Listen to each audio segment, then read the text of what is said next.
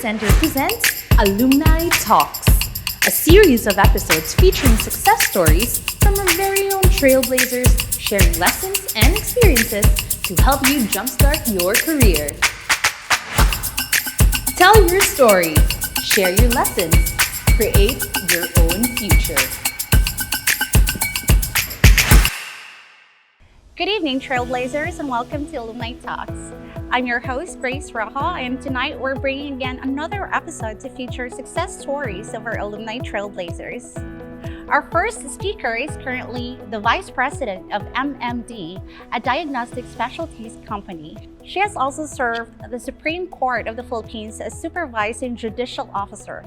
She is the owner of 𝓙𝓮𝓮𝓷𝓪 Building, which she envisions as one of the literary hubs in the city she loved and honored in her writing. Her award-winning essay, The River of Gold, speaks of the treasure she has found in 𝓙𝓮𝓮𝓷𝓪, the city of her childhood. So, without further ado, please help me welcome Dr. Gina Rani Marquez. Hi, Doc Gina. How are you po? Good, thank you. Yeah, it's good to be here. It's a pleasure to meet you. Pleasure to meet you too. You look really beautiful tonight. And the Thank you. books, the books in the background. I love reading books too. That's good too. Would you like to greet our live viewers for tonight, po? Yes, good evening, everybody. It's a pleasure to be here, and I hope we have an interesting discussion tonight. Me too. But before we go to our chikahan for tonight, we call it chikahan here. Before we get to that, let's do some challenge muna. Is that okay? Sure. So tonight we will do the Think Fast challenge. This challenge was adapted from the Jimmy Fallon show. So this is how it works. I will ask random questions and Mom Gina has to answer the question immediately. It doesn't matter if the answer is right or wrong. Actually, there's no right or wrong answers to this. You can answer as many questions as you can in 1 minute. Okay, let's start. Timer starts now. What's your favorite drink? Hot chocolate When are you most productive? in the morning. Who is your inspiration and why? My mom. Summer or winter? Summer. What's something Summer new only. happening in your life right now? I'm building a building. What's your favorite number and why? 7. It speaks of perfection. Your favorite cake flavor? Devil's food cake. How do you start your day? By praying. In which subject were you worst at school? Math. Me too. In which subject were you best at school? English. Me too. What advice would you give your young self? To take it easy. What scares you? Time's up. Time's up. So you answered 11 questions.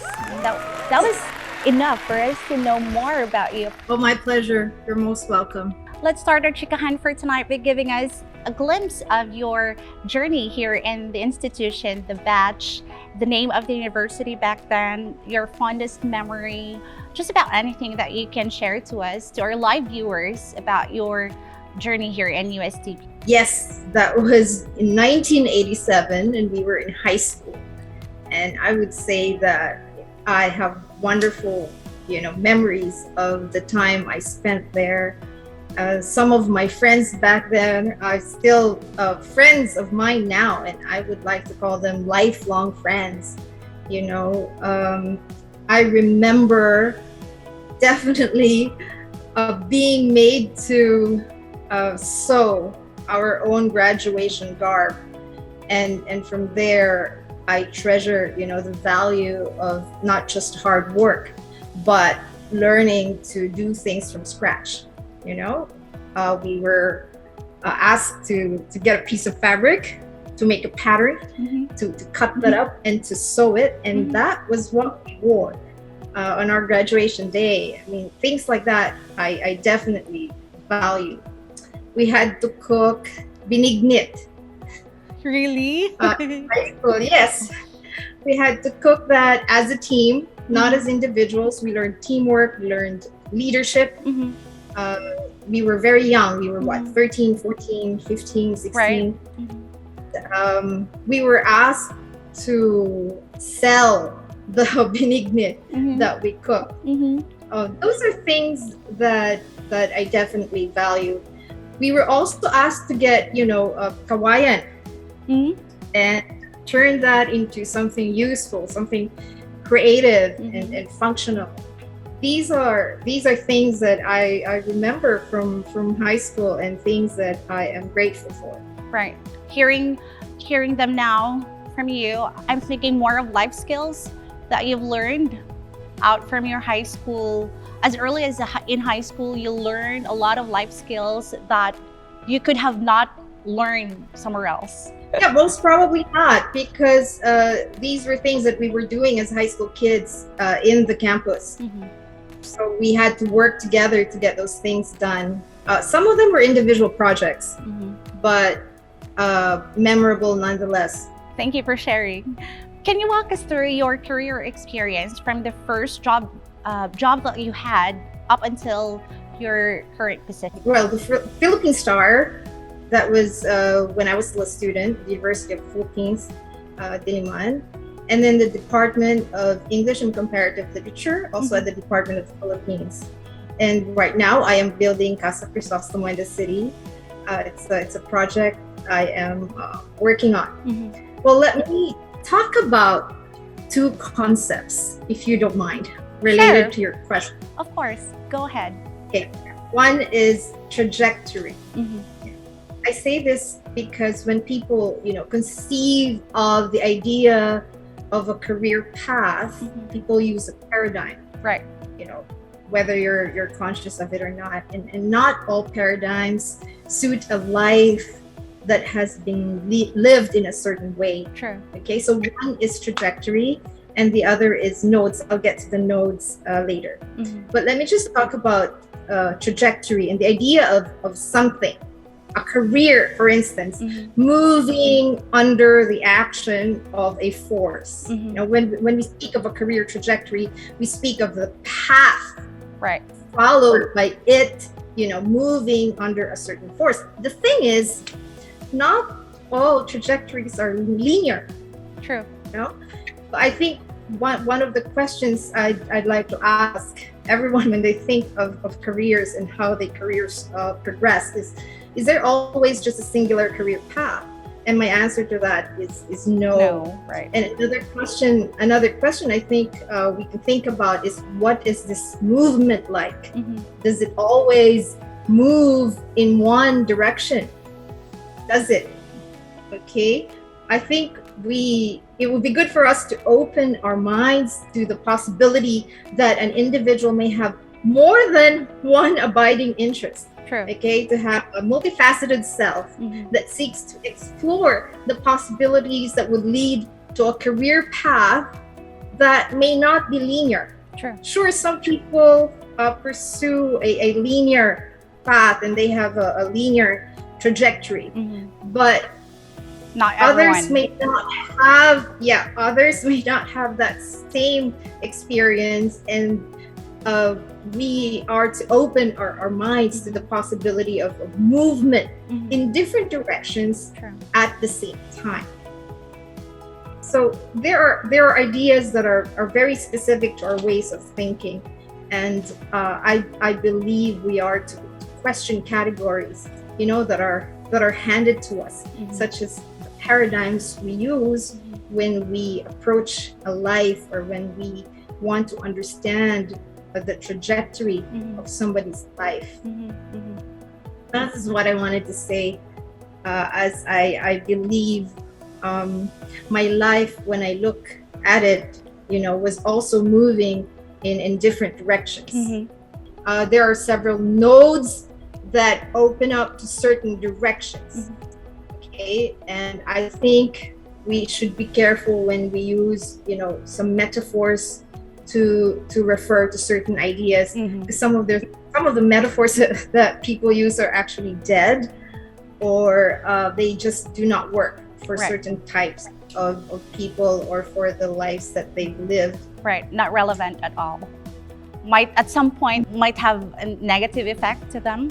Well, not necessarily negative. It just doesn't work when we use a certain idea to understand another idea. And when the experience does not suit the idea that we're using to understand it, to comprehend it, or to make sense of it.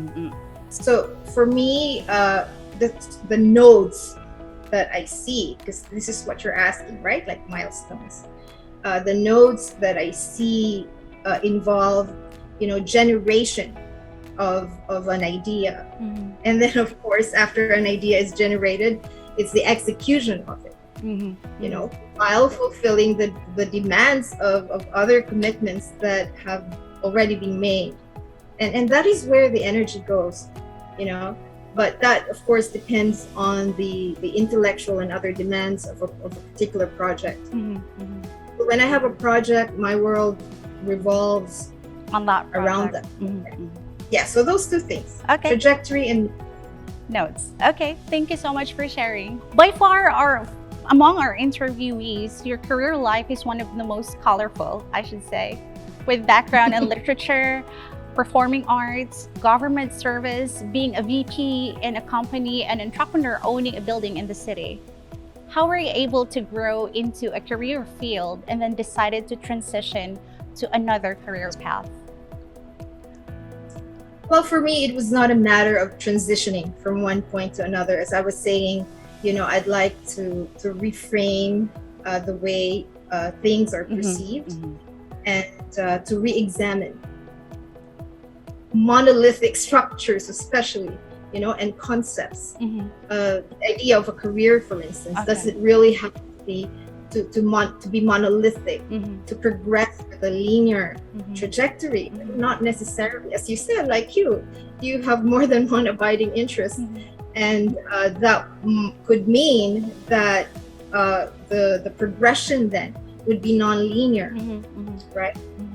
And if a person thinks that the work defines him or her, should that person then be defined by just one thing when you can actually be more than that? Right. So it was not a matter of transitioning from one point to another. It felt to me like it was all like coming together at the same time.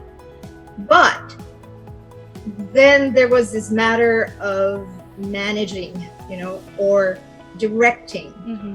The way a director would block performers on the stage, managing the demands on my time, and putting certain tasks in particular time frames. I think this is an important point. When there are just so many things happening at the same time, one has to learn to put tasks, manageable tasks, in certain time frames. Right. To make it happen and to make it work. Like you mentioned earlier about execution, right? So timelines and deadlines would be crucial to that, if I'm not mistaken. Yes, they're necessary, but sometimes schedules may not work for certain people. Deadlines are important. It gives us direction. Right? Reality, yes, but sometimes a person will have to work on an idea some more, until that idea is executed in a certain way at a certain level, and then the idea, which could have begun as an inchoate idea, is then built into a more solid structure. Another response, I think, to your question would be to think in terms of portals. I like the idea of portals. I think it's exciting. Right. I like that term. In literature, we have in literature we have what we call portal fiction. When you have characters say, in a setting of war, finding a portal to another world, And I think it's a good concept to think about the idea of portals, entryways to another world. I believe, because I believe the existence of God. I believe it is God who opens portals. So when you say transition from one point to another, in my experience, it was a portal that opened. It at the right something time. Yes, I would think so. Although at the time it didn't seem like it was the right time. I was working on a writing project, and I was deeply engaged in what I was doing, and I got a text message asking me to go to the Supreme Court. and it was an open portal. So I did it. I went through the portal. So this is I say this because some of you may be looking for transition points, and the transition points might not be there just yet, but there could be portals, you know, in your life that would one day open at an unexpected time. And the thing is, we don't sit around waiting for the portal to open, you know. We need to prepare ourselves for when that happens. And you do this by nurturing your gift, by developing the talents that you have, like what you're doing right now, you know, and gaining more skills in the process. Right. As you keep doing what you love, what lights up your spirit, you know, and then when the portal opens, you're ready. Right. I agree with that. I think what's the beauty with portals as well is that it leads you to somewhere, but then that somewhere is very coherent to the other portal. They come together, they go together, and then at the end of it all, I mean, you're not stuck. You keep on going from one place to another, and then it connects. All of them connects. I really like when you mention about portals, because it gives you an idea that someone could not be stuck at some point in their life, because if there are portals that they can get into, or if there are portals that are open for them, all they need to do is just get to that portal and see where it takes them to. I like what you said about connections. You know, I was talking about nodes earlier and points of connections. And yes, sometimes people do not understand and do not see the connection. Right. Right? But your creative mind will show you that in the end, you will see those nodes, and you will then understand that they are interconnected. True. The things that you do, you know, are connected in some way. Or you can actually create those connections. You can actually think of things that do not seem to go together, but can actually go together. And that's a creative challenge for anyone interested in creative work. Okay. Even the creation of one's career path. Right. In the context of portals that you mentioned, can someone create their own portal? Yes, definitely. You know, that's a very good question. As I said, I believe God opens portals, and that was my experience. But does that mean that you just sit around waiting for portals to open? Not necessarily.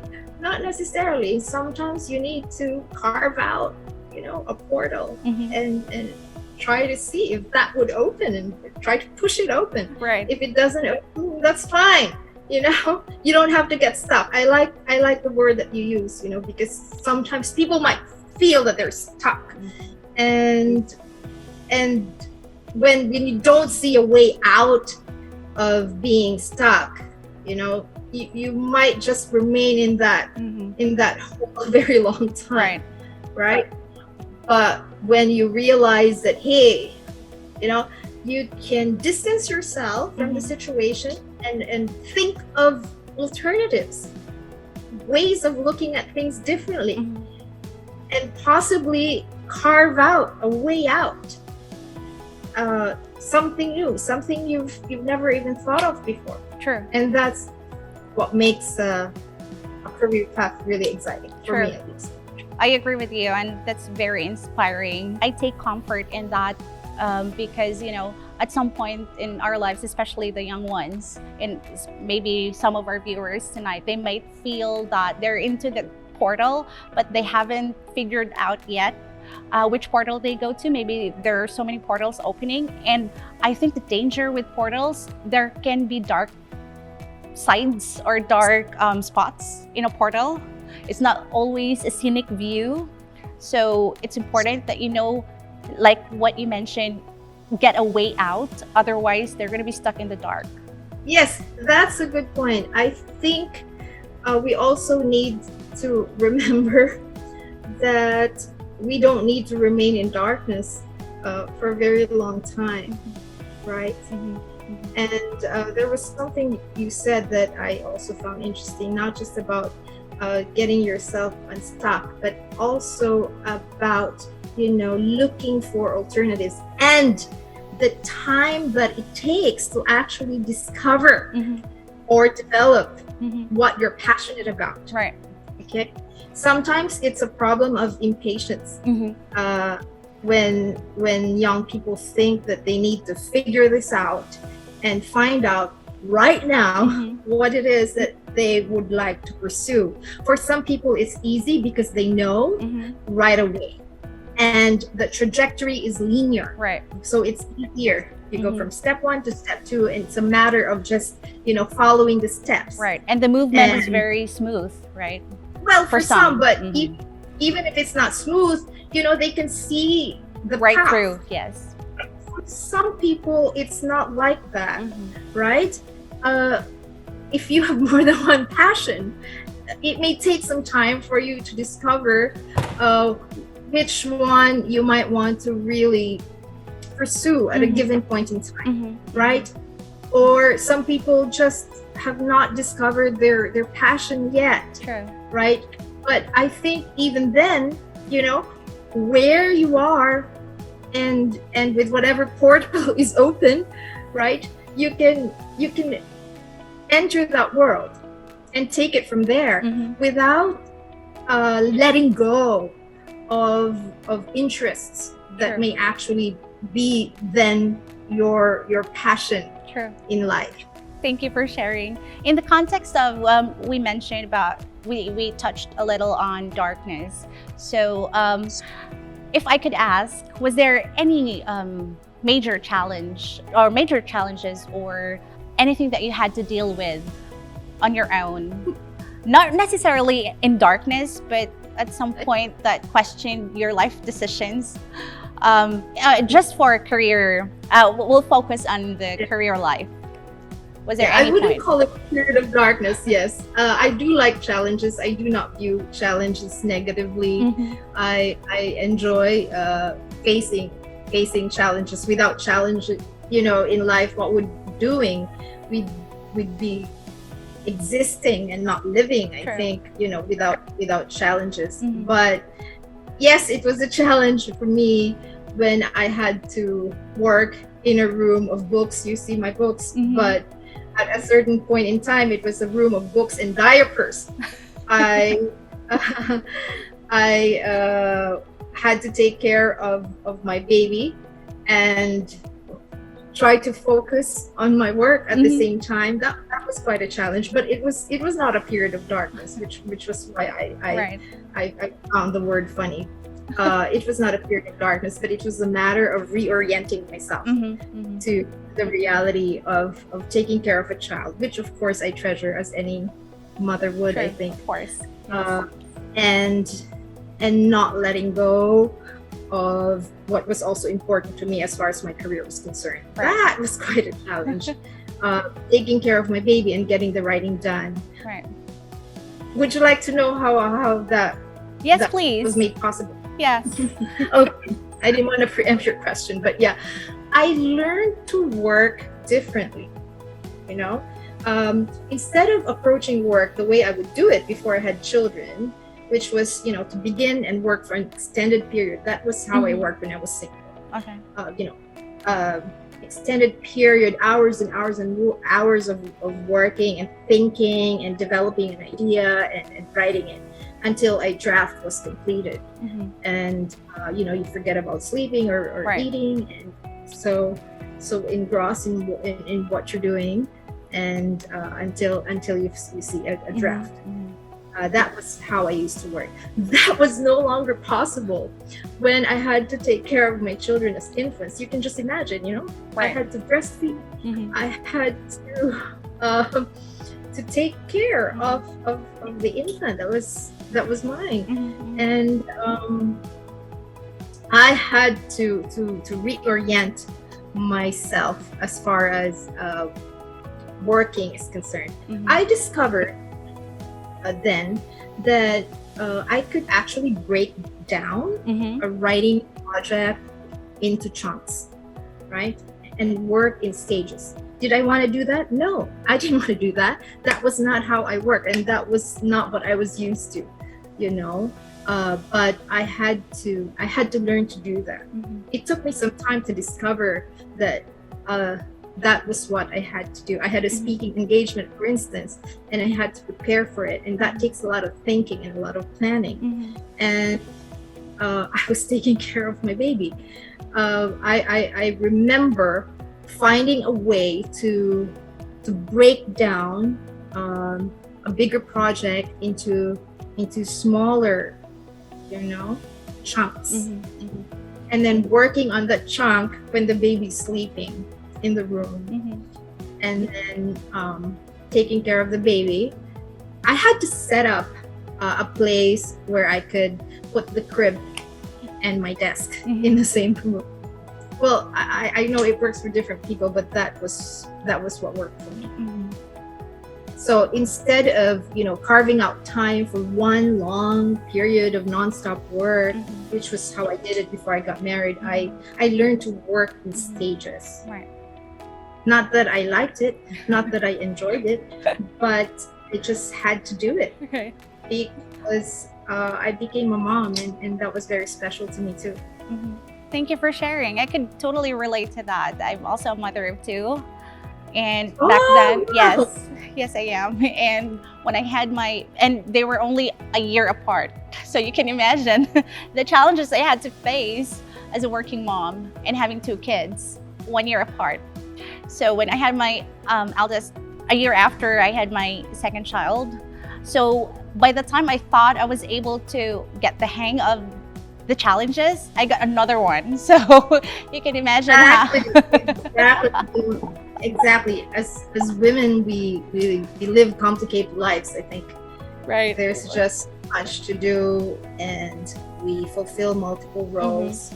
But well, congratulations. Thank you. You're here. But I admire your the process that when you reoriented everything, doing from one go into chunks, your tasks, I meant. Because in my case, that wasn't the case. When I had my children, I decided to put everything in pause. Although I was still working, but that was just part of, you know, utilitarian purposes. Like, I have to work because I have to, like, get a salary. But out of my passion and out of interest, none of that at those times when they were still toddlers, because I focused more on them. And it was maybe at some point sad, because I know I can do better. I know that I can do more, but because, again, the challenges of having two kids and weighing things at different levels, demands at different levels, I just had to pause everything. Just the work and then babies. Good for you, because you were able to, you know, still be productive, not maybe in one go, but just along the way, process by process, step by step. Thank you so much for sharing. Also, can you share to us the climax of your career, if that's okay to ask? Just the word we used. It's a technical term that we use, you know, in plotting, in the plotting of fiction. Right. You know, from exposition to resolution. True. But we all know that not all plots are linear. Again, you know, there are episodic plots, and that means there's just more than one. Well, I guess I can tell you some of my experiences, which I think I would consider high points in my life. For instance, you know, seeing the world outside my own, I think these are high points. Just going beyond the walls you live in, and seeing, you know, not just the place, but getting a glimpse of a different way of seeing things, a different way of understanding things. Different perspectives. Yes, to actually be in places where people think differently. I mean, that Right. for me is not just one high point, but many high points. Another would be gaining a profound understanding of an idea, not just from reading, but from experience. And then taking the challenge of using that understanding creatively. I think that's such a joy. That's a high point, to make use of what we understand. True. From the things we think about. And that's a powerful tool. Well, I hope it is. I hope the things that we do somehow, impact the people that we serve, right? But we do it anyway, even without knowing what impact we are making in the lives of others. Another is expressing complexity in ways that would make sense to others. I think that's a high point. True. Breaking free from encryption. There are ideas that are, enshrouded in clouds of complexity. And when we get to illumine those ideas, I think that is a high point. That's something that I enjoy when we break free from encrypted tones and encrypted voices that we hear, or doing the opposite. That's also exciting for me, to take an idea to a complex level and to layer a thought with meaning and explore multiple meanings in a singular idea. That I think is also a high point. That's also exciting. Okay. Another would be witnessing the development of an inchoate idea and see it built into a solid structure of thought. Not necessarily indestructible. Of course, later it can be dismantled, but to see that development, I think, is really exciting. I enjoy the figurative and literal aspects of building something. Right. So now it's building, and that's exciting for me. It's so literal. But even the figurative aspects of it, of building an idea and using the idea to create something meaningful. Okay. Another would be seeing people in whom I have invested time and energy use what I had given them wisely by serving the country or serving God. That gives me joy, especially, of course, when they express appreciation for it. They don't have to, but when I see that they use what they've learned wisely,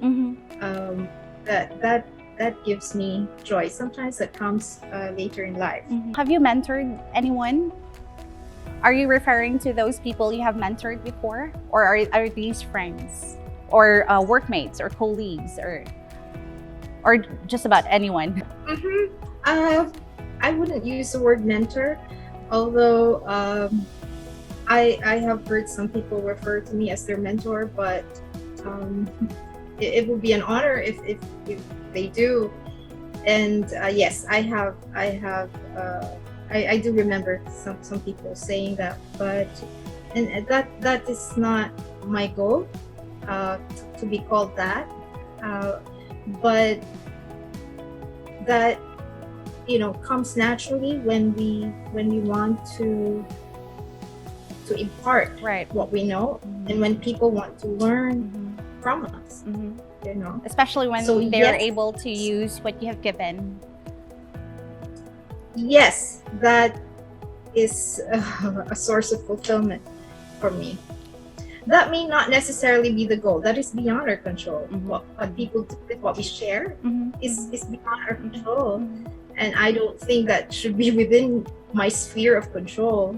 If they need something, we give it, right? But we are happy when we see that what we give them, they use for a life of service, either to their city, to their country, to God. They make good use of what you give them. gives us joy. The effect is very dependent on how they take it. You give something to them, and then the effect would only be determined by them. It's not really something that you can control, right? Yes, because it's their life. Right. It's their choice. What they want to use with, what they want to do, or what they want to do with the knowledge that they gain, or the skills that they develop. You know, that's their choice, right? We can inspire them. We can encourage them. If they ask for advice, we give them advice. Right. We give them what we know, right? But ultimately, you know, what they want to do with their knowledge and skills is their choice. So my key points from the highlights are the climax, if I should go back to my notes. First, you mentioned about a high point in your life would be if you see a simple idea getting into complex ideas, and then, or the opposite, it can be a complex, and then getting a clarity, getting clear visions of those complex ideas. And then I also took out from what you have shared to us that in our lives, we are both the engineer and architect. So in building something, you have to map out in your head as an architect what you want, and then seeing that building eventually build over time. That's where your engineering aspect in your life would come in, and the beauty of seeing something build from scratch, and then totally, you know, seeing the building as it is. I mean, talking about life, of course, but we use building as an example. So I can see that, you know, in what you were trying to say earlier is that, you know, people can be both the engineer and the architect of their lives. And it's really beautiful when you get to see those people building something for themselves. And then also, I understood from your what you shared is that there's always beauty in, you know, giving something to others. And the beauty of it would always be dependent on how people would absorb that, would take that in for their, you know, for their use. Maybe not now, but maybe later in life. Yes, using that analogy, let me just add though, using your analogy of building something and designing something, because I believe in the existence of God, I would say that the blueprint is still his. I would still try to understand how he designed me, right, and make it a goal True. to follow that. You know, how did he design me? How am I different from others? And then how do I make use of that then for his honor and glory? Okay, so the blueprint is still his, and that's a point I would not want to forget. I like the blueprint. I've never thought of that. Yeah, I like it. You know, there is a force bigger than us. True. And I believe that. Some people don't, but I do. I do. There is I a do force, too. Good. There is a force much bigger than us, and I wouldn't want to perceive my life as something that I would create by myself, you know, and to say that I am in full control of what is going to happen, because life teaches us that we are not in full control of everything that happens to us. You know, there are surprises along the way. And some portals may close, some True. portals may open, right? And some of these portals are not within our power to close or open. Sometimes there is still a master plan. True. Even True. as we plan, you know, I would still say in humility that there is still a master planner that I would still want to honor and obey in my life. Thank you so much for sharing. Talking to you now, I can sense so much of literature, especially when I was still in college, because I was a literature major back then. And I'm very yes, I was. And I'm very curious, where do you draw your inspirations? Well, from my own life, my memories, things that fascinate me. There's so many ideas that I find fascinating, things that I observe in my life. And also, I would say the training to think differently about what we see or hear. So it's essentially, I would say, who I am and where I've been. Do you set parameters on those inspirations? Like, this has to be this good, this has to be this, I don't dwell on negatives or bad sides. Do you have any, should I use the term rubrics or any qualifications for those, or just about anything? You just get anything from anywhere. Is that how it is? Or do you have a set of parameters for your inspirations? No, I don't do that. When an idea comes, I pursue it, right? So I draw from whatever aspect of my life relevant to what I am working on, right? And I think about it, and I think about it some more. I don't stop thinking about it. When it's time to execute the idea, Right. the idea grows from there. Right? The idea grows from there. And you might be asking about unpleasant things in our lives, Right. You might not want to talk about. Right. Because I was asking you that because that was the case for me. I like listening to a lot of ideas. I'm so open to a lot of ideas, but when it comes to writing, I shy away from those things that are not very pleasant, especially if they make me emotionally affected.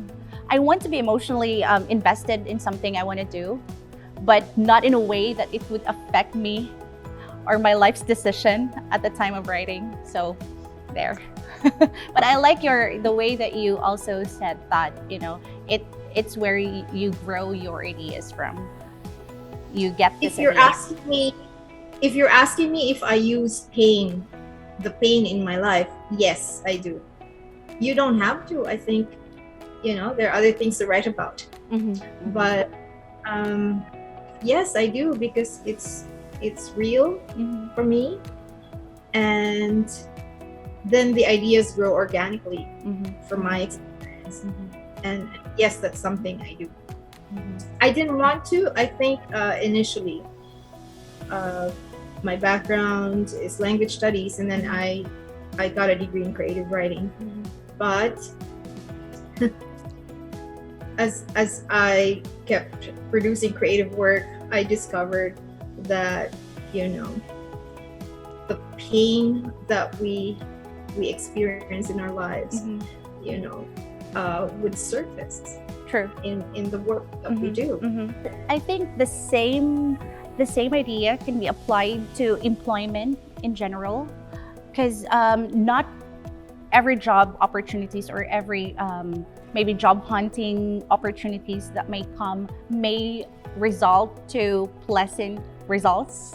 There might be times that you have to dwell on pain, maybe disappointments even. So I think we can also compare that or make the same analogy to that when it comes to employment as a whole.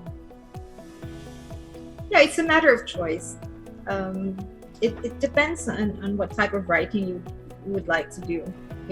It's not the only option. I think if that's not something that you're willing to do, you don't have to do it. It's something that I draw from, especially at this point in my life. I've experienced different types of pain, physical and non-physical, physical, emotional. We've had many experiences in life, and we may not deliberately use those moments in a writing, but sometimes they emerge. But speaking of, when you said point in your life, I'm very curious how it's like to be Dr. Gina Marquez in a day. Well, another concept here is rhythm. I have to understand rhythm, the rhythm of my days, you know. So it's not just about planning or scheduling, but I have to be very sensitive to this rhythm, the rhythm of my days, and the fluidity of time, you know, in my world and in my mind. So I had to learn to operate not only in a methodical manner, but also in a way that would allow creativity to take root in my life. I had to cut off time wasters from my life. I do that too. Exactly. This is something we need to do. If you have all these nodes, right, and all these things happening at the same time, you can just imagine what would happen if time is eaten up doing things that, you know, that do not contribute to the goals that you have set for yourself. Okay, so from self-observation, we can formulate a course of action that would generate the results that we want to see. So one strategy for me is to pay attention to when my mind, or to when your mind is at its peak performance during the day, and to utilize that time for the more cognitively demanding tasks. That's one thing I learned from living the life that I live. So to answer your question, my week has to be planned in advance. Okay, I have to have a planner where I see, you know, what things need to be accomplished within the week, what meetings I have, and where I have to be. But I do not allow myself to be a slave to my schedule. You know, I can alter it if I have to. And this helps me again pay attention to rhythm, you know, to rhythm, to inspiration, to moments when ideas need to be captured, you know, the execution of which may come later. Sometimes there are just ideas that just need to be captured at a certain point, even when you're doing something. Right. Stop what you're doing and run and capture that idea. And if you have the time to move, you know, the things that you've set for the day, you do that so you don't lose the idea at a moment of inspiration. True. So I look at the schedule for the week, and in the morning I read, I prepare food for my children. Sometimes we do it together. It's a special time for me and my children when we get to cook together. And then I have to prepare the things needed for dinner. Right? I don't like panicking at the end of the day and having to prepare dinner for my family. I like preparing it. I mean, the things that I would be needing for it of time. So I like thinking ahead of time to free myself, you know, from the cognitive task of planning, so that I can use the cognitive bandwidth to do my work, right? Okay, and to execute it as efficiently as possible. Okay, so for days with no meetings in the morning, I need to think, and I like to be in a quiet place. Well, you were asking me about challenges earlier. It is quite a challenge to find a quiet place to think in a very busy city. You know, I agree. I live very near television stations. People like to party at night. I used to like working at night, so I can enjoy, you know, uninterrupted thought, which is at you. But when it's just so noisy at night, I had to find another way to get the thinking and the writing done. So most people stay up, okay, here partying. So that was the they're challenge. asleep. Then in the morning, you know, when they're quiet, I can think and on my current writing project. All right, and when I'm home, my children come to me, when they do that, I drop what I'm doing and listen to what they have to say. In the afternoon, in between the writing, I delegate, I endorse or follow up on tasks to my staff. I like doing that in the afternoon. Sometimes, of course, I have to do that in the morning when there are urgent tasks.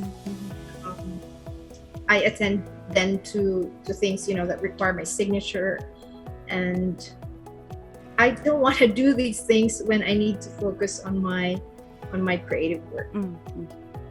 So company related work I try to do in the afternoon.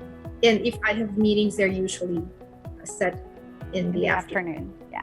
Okay. And sometimes I meet with artist friends, like a friend who's a poet, and we spend time, talking about our writing, our ideas, things that excite us, and things from our lives that we see would appear in what we write.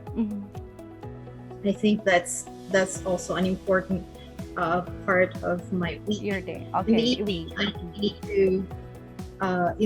I need to attend to things my family and my home need, and then I read again. I begin and end my day reading.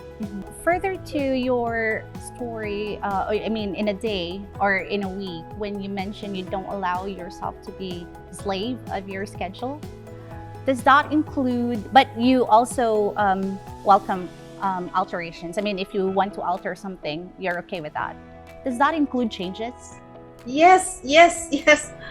I need to think about what I do. Okay, is this meaningful to me? Does it bear meaning in my life right now? I do that. I spend time thinking about what I'm doing, and if I think about whether or not I would still want to keep doing what I'm doing. Right. Rhythm. Going back to your rhythm. The concept of rhythm. Yes. Re-examine the things that I do and make decisions from such examinations and self-evaluation as well. True. I have to do that. I think that the same idea can also be applied in job applications or employment in general, because there might be times that you have to welcome changes at some point, right? It's not just you have to do this task or these tasks for years without getting into chances or opportunities where you grow, not just in work, but also as a person as a whole. So I think we could also see that in that way. Definitely. I enjoy implementing change. I find that exciting. Something's not working, you have to find another way of doing it, and then you discover that there are many ways of doing things. Something may be good, but you might find something better, Right. And you discover this when you welcome change in your life. That's when you see that there are other ways of doing things, and sometimes those other ways may actually be more effective than what you've been used to. But what about those changes that you did not see coming? Like you were so comfortable with this schedule, with this rhythm, and then an unexpected change comes along, and this is something that you would not have wanted in the first place. Is that something that you would still also accommodate? Yes, of course. As I told you, I had to change the way I worked when I started having children. I had to think about what would work for me given the circumstances. It's important, I think, for someone to know not just who you are or where you are right now, but also what you believe in.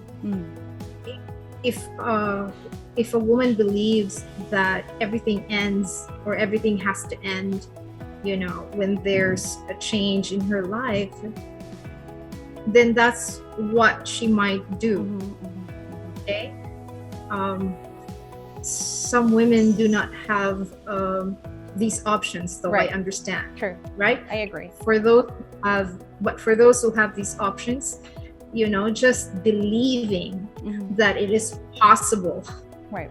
to keep doing what you're doing and still fulfill your duty, as or still be faithful to the role that you've been given. Okay. But understanding how to make that happen is a process. Okay. I agree. You will have to try different things until you find, what would work for you. I agree. Thank you for take me back to that conversation with the way that you work. I was thinking more on employment, because there are, especially the generations, the young employees nowadays, that if they're given something that's very out or different or outside of their comfort zone, they tend to divert, or maybe, not sure of the word I should use, but they're not very welcoming of that change. And in turn, they would maybe resign or quit their jobs, because it's no longer, for them, they would take it as something that's no longer very healthy, because they're taking it differently. They're not very welcoming with that change. Where do you stand on that? Well, it depends on the context, of course. Okay, you use the word healthy. Health is important. Okay, physical health, mental health, emotional health. I mean, these things are important. So if what you're doing is seriously damaging your health, then of course you have to reconsider the path that you're taking.